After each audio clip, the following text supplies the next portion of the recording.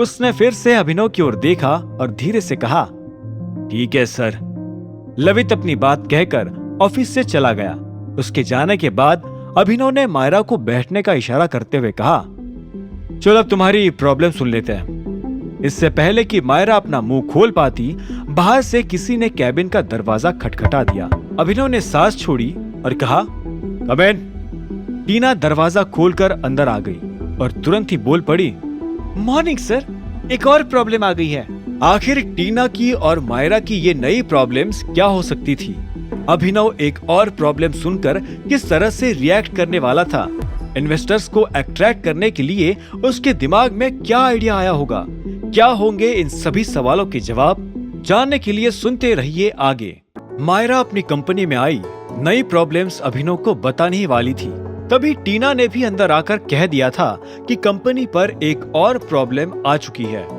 अभिनव ने एक पल के लिए अपना सिर पकड़ लिया और फिर टीना को देखते हुए कहा, ऐसा लगता है कि आज सुबह से ही ढेर सारी प्रॉब्लम्स हमारे इंतजार में बैठी हुई थी। इस बार क्या नई प्रॉब्लम लेकर आई हो?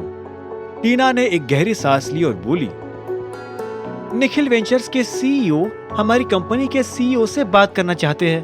पहले तो मैंने बात करवाने से मना कर दिया, लेकिन फिर उधर से उसने कहा कि अगर 2 घंटे में आपका रेजिग्नेशन लेटर उसके पास नहीं पहुंचा तो वो पुलिस को खबर कर देगा।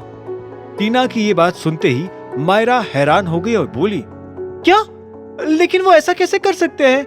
हमें भी अपने वकील से बात करनी पड़ेगी। इस बीच अभिनव की उंगलियां टेबल पर थाप दिए जा रही थी। साथ ही साथ वो इस मसले के बारे में भी सोच रहा था। वो जल्द से जल्द इस समस्या का कोई समाधान निकाल लेना चाहता था। अचानक से अभिनव अपनी जगह से खड़ा हो गया। उसका चेहरा गंभीर था। उसने टीना की आंखों में देखा और बोला, उसका नाम क्या है? आप क्या करने वाले हैं सर? इतने में मायरा ने हैरान होते हुए पूछा। उससे अभिनव के इरादे कुछ ठीक नहीं लग रहे थे। इससे पहले कि टीना अभिनव के सवाल का जवाब देती, अभिनव ने कहा, मैं उस सीईओ से मिलने जा रहा हूँ, मुझे बताओ उसका नाम क्या है?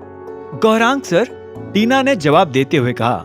इतने में मायरा ने पूछा, लेकिन आप उसके साथ करने क्या वाले हो? वो सब मेरे ऊपर छोड़ दो, मुझे बस उस आदमी का पता भेज देना, अभिनव ने अपनी भारी आवाज में कहा। और उसके बाद किसी की कुछ भी कहने की हिम्मत नहीं हुई। हालांकि मायरा को अभी भी समझ नहीं आ रहा था कि अभिनव गौरांग से मिलकर क्या करने वाला था। जब अभिनव अपने ऑफिस से बाहर निकल रहा था तो दोनों लड़कियां उसकी तरफ देख रही थी।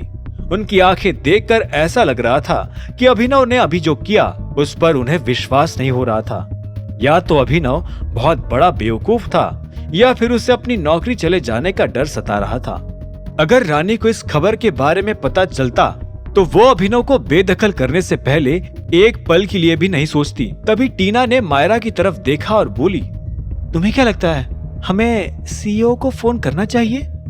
मायरा ये सुनकर अपने आप को होश में लाई और उसे याद आया कि टीना को इस बारे में कोई जानकारी नहीं थी कि ये कंपनी किसकी थी। सिर्फ टीना ही नहीं, ऐसे कई सारे लोग थे जिन्हें इस बारे में कोई जानकारी नहीं थी कि वो जिस कंपनी में काम कर रहे थे वो कंपनी टाइगर की थी, सिवाय मायरा और लवित के। बाहर वालों से जानबूझकर इस बात को छुपा कर रखा गया था। मायरा ने भी टीना की तरफ देखा और बोली, तुम अपने ऑफिस में जाओ और आगे का काम देखो, ये सब हम देख लेंगे।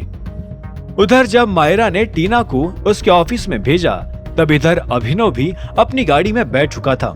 जैसे ही वो गाड़ी में बैठा तो इतने में उसके फोन पर एक मैसेज आया।